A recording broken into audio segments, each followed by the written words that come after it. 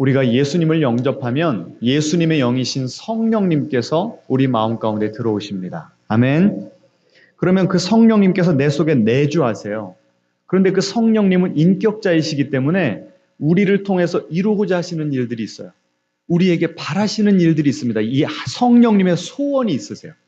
그런데 우리는 그 성령님이 우리 속에 들어오시기 전에 일평생 누구의 지배를 받았냐면 오늘 이 본문에 보시면 육체라고 하는 그 존재의 지배를 받았습니다. 육체라는 것은 우리의 이 신체를 말하는 것이 아닙니다. 사도 바울이 육체라고 했을 때는 뭔가 하면 하나님의 다스림에 대해서 저항하고 거부하는, 불순종하는 그 세력, 그것이 바로 우리 존재 가운데 있는 그 육체입니다. 그러니 평생 그 육체에 끌려다니다가 성령님이 들어오시니까 이제는 성령님이 우리를 인도하시고자 하는 거예요. 그러니까 우리 마음에 뭐가 일어납니까? 전쟁이 일어나죠. 성령님은 성령님대로 우리를 끌고 가시려고 하는 방향이 있고 육체는 육체대로 지금까지도 했던 대로 살아 하면서 우리를 그쪽으로 인도하려고 하는 겁니다. 그래서 우리의 인생은 어떻게 결국 변화가 되고 열매를 맺을 것인가? 성령님의 감동대로 순종하면서 따라갈 것인가? 아니면 내 육체대로 살아갈 것인가에 따라서 우리의 운명이 완전히 갈라집니다. 자, 지금까지 여러분의 인생을 보면 여러분의 인생은 지금 성령의 열매를 맺고 있습니까? 육체의 열매를 맺고 있습니까? 대답하지 마시고 속으로 한번 돌아보시기를 바랍니다.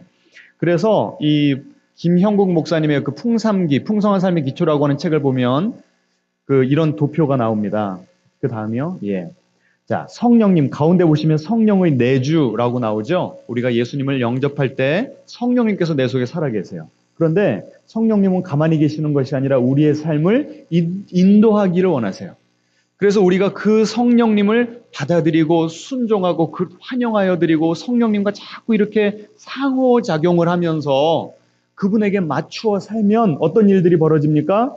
성령의 열매가 맺히고 성령님께서 은사도 주시고 능력도 주시고 또 우리 안에 막 우리 가족들을 위해서 우리 교회를 위해서 무언가 하고자 하는 소망과 비전을 주십니다. 그래서 우리가 성령에 사로잡혀서 사는 삶을 어떤 삶이라고 그래요? 성령 충만한 삶이라고 그러죠. 그런데 그쪽으로만 가면 얼마나 좋겠어요? 한쪽에서 누가 우리를 자꾸 잡아당긴다고요? 육체가, 하나님의 통치를 거부하는 육체가 우리를 그 반대 방향으로 잡아당기는 거예요. 그러면 육체의 소욕대로, 육체의 그 소망대로 살아가기 시작하면 내 속에 계신 성령님께서 뭐 하세요? 근심하시는 거예요. 김 집사, 이 장로, 그렇게 살면 안 되는데. 마음이 괴롭습니다. 여러분, 요새 하루하루 살아가시면서 마음이 괴로울 때 있으시죠? 예? 여러분이 마음이 괴롭다는 것 자체가 무슨 뜻, 뭘 증명하는 거예요? 내 속에 지금 누가 살아계시다? 성령님이 살아계시다는 거예요. 그런데 그렇게 성령님께서 근심하시면서 때로는 책망하시고 자꾸 우리를 성령의 인도 가운데로 이끌시려고 하는데 계속 우리가 거부하잖아요. 그럼 어떻게 돼요? 성령이 소멸된다. 이건 무슨 뜻인가 하면 완전히 떠나시는 것이 아니라 우리 속에서 침묵하시는 거예요. 왜 그래요? 말을 해도 안 들어먹으니까. 자, 저 도표를 보시고 지금 나는 어디쯤에 있는가를 좀 가늠을 해보시기 바랍니다. 이걸 추상적으로 보지 마시고 그냥 오늘은 아예 가족 관계에다 국한시켜 보자고요. 여러분, 우리가 우리 가족들을 대할 때에도 두 가지 방식이 있다니까요. 하나는 성령님께서 주시는 감동이 있어요. 그런데 그 감동만 있는 것이 아니라 육체가 우리에게 우리 가족들을 이렇게 대해라 라고 우리에게 지시하는 방식이 있어요. 자, 성령님께서는 어떤 감동을 주실까요? 격려하라고 하십니다. 용서하라고 하세요. 배려하고 양보하라고 하십니다. 피곤한데도 잠시라도 시간을 내어서 자녀들과 신나게 뛰어놀아줘라. 그런 감동 주세요. 여러분, 그런 감동 받아보신 적 있으세요? 없으세요? 없으세요? 아무리 피곤하고 바빠도 아내와 눈을 마주치면서 5분이라도 아내의 말을 귀 기울여주고 사랑해 주어라. 사랑한다고, 사랑받는다고 느끼게 해 주어라. 이거 다 지금 누가 주시는 감동입니까? 성령님이 주시는 감동이에요. 여러분, 우리는 지금까지 성령의 감동, 그러면 우리 봉신교는 주로 이제 물질, 하나님께서 헌금 얼마 바치라고 하는 그런 감동만 좀 강조를 했었는데, 인간관계, 특별히 어디에서? 가정에서도 성령님께서 우리에게 감동을 주신다니까요.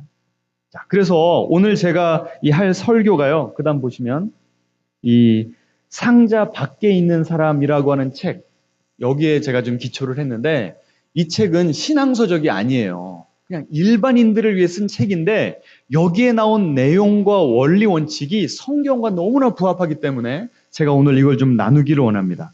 이 책에 보시면 이렇게 나옵니다. 서로를 대할 때, 가족을 대할 때 처음 떠오르는 생각이나 느낌이 있답니다. 그러면 그대로 행하라는 거예요. 여러분, 처음 떠오르는 생각과 느낌, 이게 누가 주시는 생각과 느낌이에요? 성령님이 주시는 생각과 느낌이죠. 우리 크리스찬들은. 저는 이 책을 읽자마자 그렇게 딱 감동이 오더라고요. 그렇게 행동을 하면 우리 인생 가운데 우리 가정이 평안해요. 성령의 열매가 맺혀요. 그런데 문제는 우리가 그렇게 하지 못할 때가 많다는 거예요. 그래서 구체적인 예로 한 가지를 들어줍니다. 한 부부가 있었어요. 아이를 낳습니다. 아이가 4개월째예요. 새벽 1시인데 아이가 깨서 울기를 시작해요. 그런데 남편이 먼저 그 아기 울음소리에 잠이 깬 거예요. 여러분 그런 기억 있으시죠? 하도 오래돼서 기억이 안 나십니까? 그때 다 기억나시잖아요. 그러면 첫 번째로 이 남편에게 무슨 생각이 들었는가? 내가 빨리 가서 아기를 보살펴야지. 그리고 내 아내가 더 잠을 잘 수 있도록 내가 배려해야지. 이게 누가 주시는 감동이라고요? 남성들 아멘이십니까? 순종하면 마음이 평안해요. 그리고 내가 그렇게 아이를 돌보고 왔는데도 여전히 코를 드르렁 고는 내 아내를 바라보는데 얼굴이 어때요? 예뻐 보이고 사랑스러워 보여요. 이게 바로 어떤 열매가 맺히기 시작하는 거예요? 성령의 열매가 맺히기 시작하는 거죠. 그 아내의 피곤하게 자는 모습을 보니까 측은한 마음이 들어요. 야, 그래도 아기 돌보느라고 얼마나 녹초가 되었으면 애 우는 소리도 못 듣고 저렇게 잠을 잘까. 마음이 안타깝고 아내가 불쌍해 보이는 거예요. 자, 그런데 문제는 뭔가 감동에 순종하지 않을 때입니다. 나는 이미 잠이 깼어요. 아이는 계속 울어요. 근데 내 아내는 여전히 뭐하고 있어요? 자고 있어요. 그때 내 마음 가운데 일어나는 일들을 저 책에서 기가 막히게 표현을 하고 있어요. 그러니까 내가 주님 주시는 감동에 순종하지 않을 때 여전히 코 골며 자는 아내를 바라보는 내 마음 가운데 어떤 일이 일어나냐면요. 정당화 작업이 일어납니다. 무슨 정당화냐? 지금 나는 잠이 깼는데도 아이에게 가요, 안 가요? 성령에 불순종했으니까, 감동에 불순종했으니까 안 가고 지금 말똥말똥 좀 속으로 지금 생각을 하는 겁니다. 내가 왜 일어나서 아기에게 가지 않는가? 불순종하는 행동에 대해서 내가 내 스스로를 정당화한다니까요. 뭐라고 정당화를 하는가? 나는 아침 일찍 출근해야 돼. 출근해서 맑은 정신으로 일을 해야 내가 돈을 벌어오지. 그 돈이 있어야 애기 키우잖아. 우리 남편들 그런 생각 해보신 적 있으시죠? 네. 내가 하는 일이 더 중요해. 그러니 나는 잠을 더 잘 권리가 있어. 이러면서 내가 일어나서 아이를 돌보지 않는 그 행동에 대해서 나 스스로를 뭐 한다고요? 정당화하는 거예요. 지금 그 생각을 계속 하고 있는데도 아이는 계속 울고 있고 아내는 계속 지금 잠을 자고 있어요. 그러면 아내를 바라볼 때 어떤 마음이 드냐면 원망의 마음이 듭니다. 지금 제가 저 먼 나라 얘기합니까? 아니면 우리 지금 가정에 실제 일어나는 얘기합니까? 제대로 된 엄마 맞아? 저 일부러 저거 자는 척하는 거 아니야? 아침에 출근해야 되는 남편 배려도 안 하고 어쩌면 저렇게 퍼져 잘 수가 있지? 게을러 터져가지고. 저래가지고 엄마 노릇 잘 하겠다. 여러분 이 생각이 언제 들었다고요? 성령의 감동에 불순종하면서 든 생각이에요. 내가 순종했다면 고이지 않은 아내를 보면서 어떻게 느꼈을 거라고요? 사랑하고 불쌍하게 느꼈다. 그런데 그 성령의 감동에 불순종하니까 아내가 어떻게 보이는 거예요? 못마땅해 보이고 미워 보이는 거예요. 그렇게 성령의 감동에 불순종하니까 내가 내 자신을 볼 때도 야, 나는 하루 종일 전쟁터에서 시달리다 왔는데 집구석 들어왔는데 잠도 편안하게 못 자네? 그럼 나는 뭐가 되는 거예요? 피해자가 되죠. 그러면 아무것도 모르고 곤히 자고 있는 아내는 뭐가 돼요? 가해자가 되는 거예요. 여러분, 내가 성령의 감동에 순종하고 안 순종하고에 따라서 어때요? 너무나 달라지죠. 아니, 아이가 밤에 자다가 우는 게 뭐 한두 번 있는 일입니까? 그러면 일어나서 아이를 돌볼 수도 있고 안 돌볼 수도 있는 거지 라고 생각할 수 있겠지만 아주 하찮은 선택이지만 내가 어떤 선택을 하냐에 따라서 가정이 화평해지는가, 아내가 사랑스러워지는가, 아니면 나는 피해자고 저 인간 때문에 그러면서 내 속으로 내가 그때 두 번째 손본 그 여자랑 결혼했어야 되는데 거기까지 가는 거예요. 거기까지. 여러분 이게 말이 안 되는 소리예요? 아니면 정말 우리 마음 가운데 일어나고 있는 일입니까? 예? 부부가 있으면 너무 티내게 표시를 하지 마시고. 자, 그래서요, 우리가 성령님의 감동에 불순종하면서부터 아내의 부족한 면, 아내의 못마땅한 면들이 더 어떻게 보여요? 더 크게 보여요. 내 부족한 면, 내 잘못은 아주 작게 보이는 거죠. 자, 그러면 내가 불순종하게 되면 내가 불순종하는 그 행동에 대한 뭐가 일어난다고요? 정당화 작업이 일어납니다. 그러면 그 정당화 작업을 하면서 나 자신과 상대방을 바라보는 관점이 왜곡이 돼요. 뒤틀어져 버려요. 그래서 그 다음부터는 내 눈에 아내의 좋은 점이 더 많이 보일까요? 비난할 점들이 더 많이 보일까요? 그러면 그게 보이면 내 말과 행동도 어떻게 돼요? 거기에 초점을 맞추게 되죠. 내가 아내를 바라보는데 시선이 부드럽지 않아요. 한마디를 해도 그 말에 뭐가 돋쳐 있어요? 가시가 돋쳐 있어요. 자꾸 찌르는 말을 하는 거예요. 아내가 피곤하다고 하는데 내가 공감이 돼요, 안 돼요? 나는 얼마나 더 피곤한데.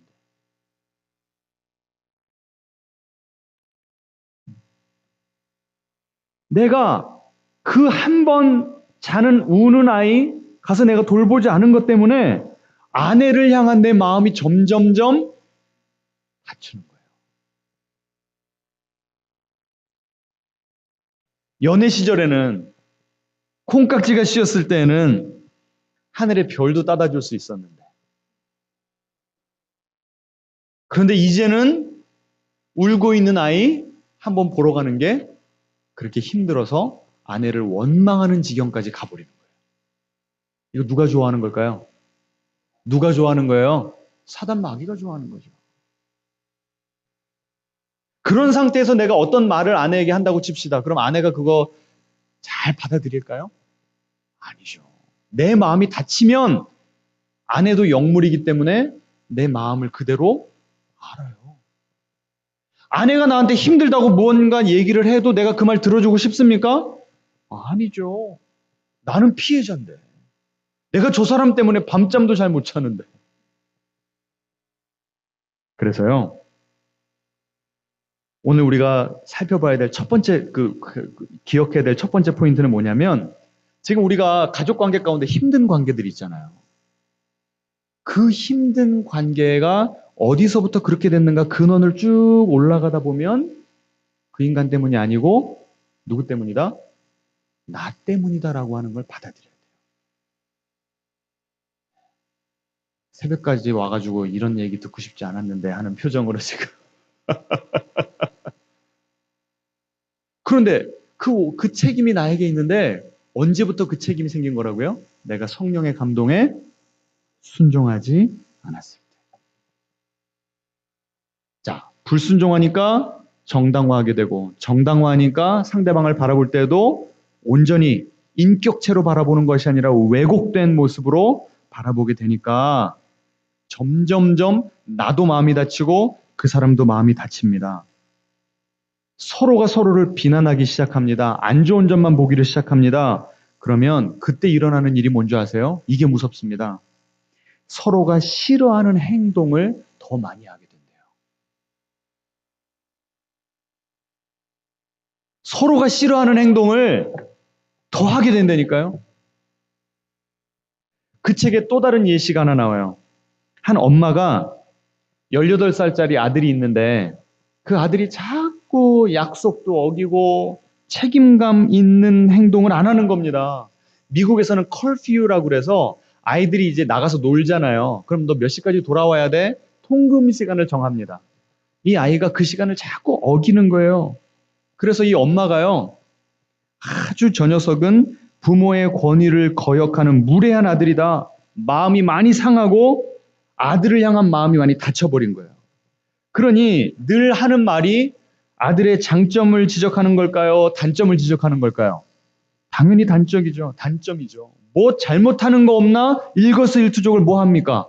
감시하는 거예요. 그러면 아들의 입장에서 한번 생각을 해보라는 거죠. 아들은 엄마한테 사랑받고 싶잖아요. 칭찬받고 인정받고 싶잖아요. 그런데 엄마가 계속 나한테 하는 말이 뭐예요?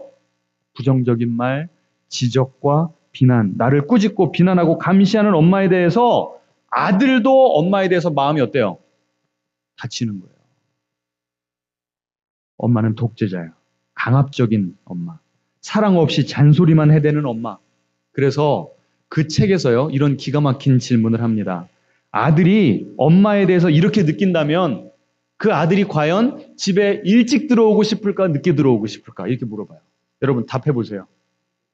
늦게 들어오는 거예요. 엄마의 마음은 뭔데? 빨리 들어오는 건데 엄마가 이 아들을 대하는 그 마음과 태도와 행동과 이 모든 것 때문에 오히려 나 때문에 아들이 집에 늦게 들어온다는 거예요. 그러면 잘 보세요. 이게 어떻게 더 악순환이 되는가? 집에 더 늦게 들어올수록 나는 내 마음이 더 다치고 더 딱딱해지는 거예요. 저 인간. 저 녀석은 하여튼 내 인생 비참하게 하려고 태어난 녀석이야. 더 내 마음이 굳어지고 더 내 그 입에서 나가는 말이 더 험해져요. 그러면 아이는 더 마음이 상하니까 그런 엄마 옆에 있다가는 내가 숨막혀 죽을 것 같거든. 그러니까 더 늦게 오는 거예요. 계속 이게 악순환이 일어나는 겁니다.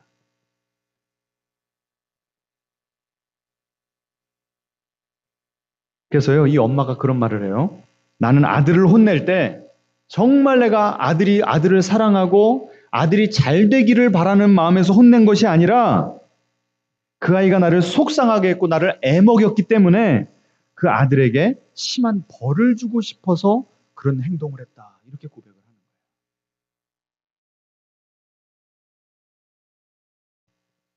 그러니까 이 아들을 내 보살핌이 필요한 너무 귀한 하나님께서 내 인생에 주신 가장 귀한 선물이다라고 바라봐야 되는데 문제거리라고 바라보게 된 거죠.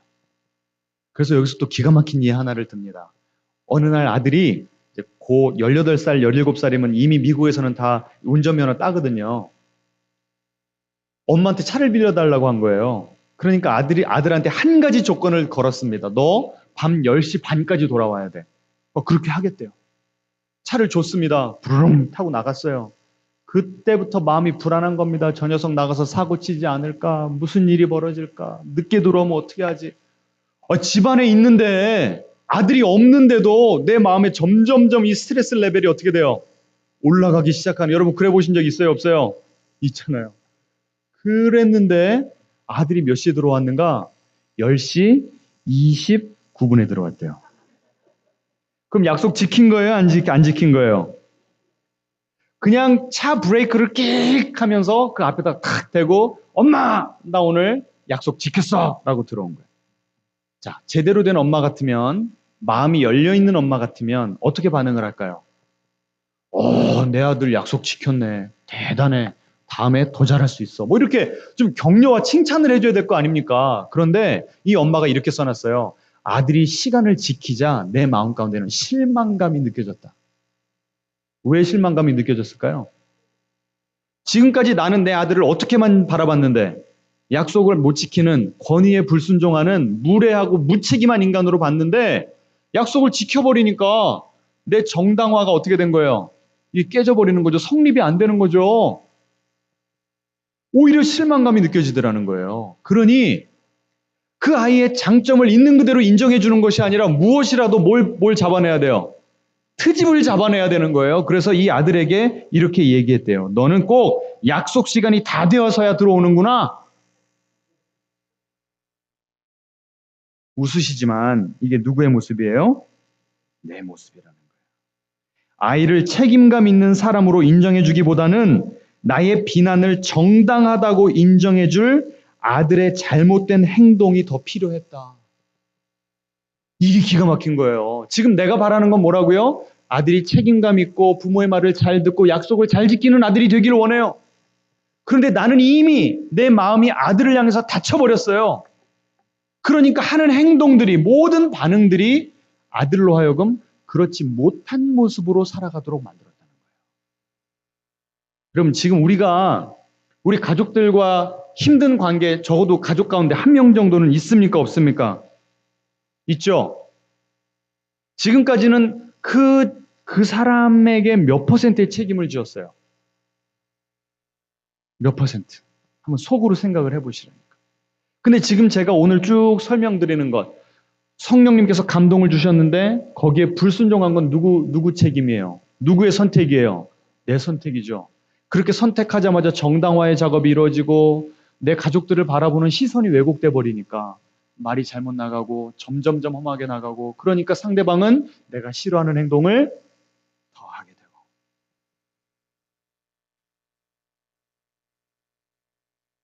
자, 이렇게 보면요. 가장 중요한 건 뭡니까? 그 사람이 먼저 변화되는 거예요? 내 가족이 변화되는 거예요? 아니죠. 내 마음가짐이 중요합니다. 앞뒤자로 인사하겠습니다. 우리 각자의 마음가짐이 더 중요합니다. 내 가족에, 내가 그 관계를 맺기 힘들어하는 내 가족과의 그 관계가 잘 될 것인가 안 될 것인가라고 하는 키를 지금 누가 쥐고 있어요? 내가. 지금까지는 우리가 어떻게 생각했어요? 저 사람이 변하면 나도 변하고 우리 가정이 행복해질 것이다라고 생각을 했는데, 누가 먼저 변해야 된다고요? 내가 먼저 변해야 돼요. 그 책에 보시면 또 기가 막힌 말이 나옵니다. 뭐라고 나오냐면, 이미 내 마음이 닫힌 상태잖아요. 그러면 상대방에게 잘 맞춰주는, 이게 아무 소용이 없답니다. 여러분, 이렇게 힘든 관계에 있을 때 어떨 때는 막 말을 세게 하기도 하지만 한 번씩은 내가 여기서 이렇게 특세해서 은혜 받고 가면 결심을 하죠. 내가 저 인간 잘해주리라. 며칠 가요? 그래도 약발이 3, 4일은 가잖아요. 그러면 3, 4일 동안 잘해줘. 막 간을 빼줘. 그런데 상대방이 변해요, 안 변해요? 안 변해요. 왜 안 변해요? 그만큼 갈등의 골이 깊고, 더 중요한 거는 내 마음이 여전히 어떤 상태예요? 닫힌 상태고 딱딱해진 상태에서 잘해주는 거니까 영물이기 때문에 알아요. 게다가 내가 그 사람에게 간을 빼줄 때요, 정말 그 사람이 사랑스럽고 열린 마음으로 그 사람에게 잘해줍니까? 아니면 속으로 내가 이만큼 하는데 너 어떻게 나오는가 보자, 이런 마음으로 할 때가 많아요. 전자예요, 후자예요? 후자요. 그런데 내가 이만큼 노력을 하고 이만큼 지금 애를 쓰고 있는데 저 인간은 그대로거든요. 그러면 한계가 다다르면 어느 순간 폭발하면서 그 전보다 더 세게 내 자녀에게, 내 배우자에게 대할 때가 많습니다. 또 그 책에 보시면 허심탄회하게 소통하는 것도 내 마음이 닫힌 상태에서는 소용이 없대요. 왜 그럴까요? 야, 우리 한번 속에 있는 얘기해보자. 지금 내 속이 어떤데요? 내 속이 어떤데요? 그 사람을 보면 뭐만 보여요? 못마땅한 것만 보이는데 허심탄회하게 얘기하자고요? 그럼 내 속에서 나오는 것들이 모두가 다 부정적인 내용만 나오는데요? 그럼 관계가 좋아질 수 없어요. 그러니까 우리는 상식적으로 최선을 다해서 잘 대해주시기 바랍니다. 한번 우리가 허심탄회한 소통을 나눕시다. 이게 지금까지 왜 안 먹혔는지 이제 좀 이해가 되십니까? 여러분, 저는 소통이 중요하지 않다, 그 사람에게 최선을 다해서 섬겨라. 이게 쓸데없다는 얘기가 아니에요. 언제 쓸데없다고요? 내 마음이 닫혀 있을 때 쓸데없다는 거예요. 그러니 이 관계를 잘 풀어나갈 수 있는 키는 누가 가지고 있다? 내가 가지고 있는데 그럼 내 뭐가 먼저 바뀌어야 된다? 이 닫힌 마음이 먼저 변화가 돼야 되는 거예요. 근데 이게 쉽습니까? 그래서 오늘 우리가 이 자리에 나온 거예요. 아멘. 그러니까 내 마음이 여전히 닫혀 있고 내 마음이 그 사람을 보면 여전히 못마땅하고 나는 피해자고 억울하고 할 때 그때 우리는 뭘 묵상해야 된다고요? 제가 어제 말씀드렸죠? Unlimited patience. 뭐라고요? 한이 없는 하나님의 오래 참으심. 여러분, 만약에 탕자 아버지가요, 너희 녀석 돌아오기만 해봐라 라고 벼르고 있었다면 탕자와 이 아버지와 아들 사이에 진정한 관계 회복이 될 수 있었을까요? 아니에요. 이 아버지가 계속해서 노력한 것이 무엇이었을까요? 탕자를 생각할 때마다 괘씸하고 저 녀석이 내 얼굴에 먹칠을 해놨는데 그것들을 계속 묵상하면 어떻게 돼요? 내 마음이 다치는 거죠. 그래도 내 자식인데. 이 아버지 품을 떠나서 흥청망청 쓰느라고 정신은 없겠지만 그 인생이 얼마나 불쌍한 인생이고 허무한 인생인가. 계속해서 아들을 향한 그 마음이 다치지 않도록 끊임없이 노력했던 겁니다. 여러분, 이것이 우리 하나님의 우리를 향한 마음인 줄 믿으시기 바랍니다. 여러분, 하나님이 우리를 보실 때 못마땅한 점이 있을까요, 없을까요? 지적할 점이 있을까요, 없을까요? 엄청 많죠. 그런데 하나님께서는 우리의 모든 허물, 우리를 바라보실 때 그 죄 때문에 일어나시는 하나님의 거룩한 분노, 이걸 다 어디다 쏟아부으셨어요? 예수님의 십자가에 쏟아부으시고 우리를 향해서는 늘 열린 마음, 우리를 향해서는 늘 사랑과 긍휼의 마음을 가지고 계신 줄 믿으시기 바랍니다. 하나님이 우리를 그렇게 바라보시는데 그럼 우리는 지금 우리가 마음을 닫고 사는 그 사람에 대해서 어떻게 대해야 되겠습니까? 한 성도님이 그러세요. 남편이 이걸 좋아하셔가지고 그것 때문에 많이 싸우셨답니다. 그런데 이런 싸움이 계속 반복되다 보니까 내가 이걸 계속 지적하는 것이 맞는가 싶으시더래요. 하나님께서 좋은 마음을 주시더랍니다. 그래서 언제 하루는 또 그 술집에 가셔서 한잔 하고 와야 되겠다 그러실 때 일부러 차를 태워다 드렸대요. 잘 다녀오시라고. 진심으로, 다친 마음으로 저 사람을 어떻게든 내가 좀 조정해 보려고 하는 것이 아니라 하나님이 주신 진정한 마음으로 잘 다녀오라고 그랬대요. 그랬더니 그 한잔 하시면서 카톡을 보내신 거예요. 고맙다고. 그리고는 평소보다 술을 덜 마시고 오셨대요. 여러분, 이것이 성령님의 역사하심입니다. 아멘. 이게 어떻게 가능한 거예요? 성령님이 뭐 초자연적인 역사를 일으키신 겁니까? 아니죠. 성령님께서 나에게 좋은 마음을 주셨을 때 내가 그 감동이 어떻게 한 거예요? 순종한 거예요. 그러니까 내 마음이 열리고 그 사람을 바라볼 때도 긍정적인 면이 보이고 불쌍하게 보이고 이해가 되고 그러다 보니까 돌아오는 것도 어때요? 그만큼 부드럽게. 내가 원하는 방식으로 그 사람이 변화받고 있더라는 거예요. 여러분, 이런 일들이 우리 각 가정에 모두 다 일어나게 되시기를 주님의 이름으로 축원합니다. 여러분, 오늘 메시지 중요해요, 안 중요해요, 솔직히? 오늘 집에 가셔서 다시 한번 여러 번 들어보세요. 그러면서 지금 내 모습이 어떤 모습이 오히려 그 사람에게 내가 원하지 않는 행동을 더 하게 만드는가? 오늘 이 눈이 열리게 되시기를 축원합니다. 하나님의 그 마음을 우리가 충분하게 경험하고 거기에 젖어 들어가서 그 사람을 향해서 다쳤던 딱딱했던 내 마음이 새롭게 부드럽게 변화되시기를 주님의 이름으로 축원합니다.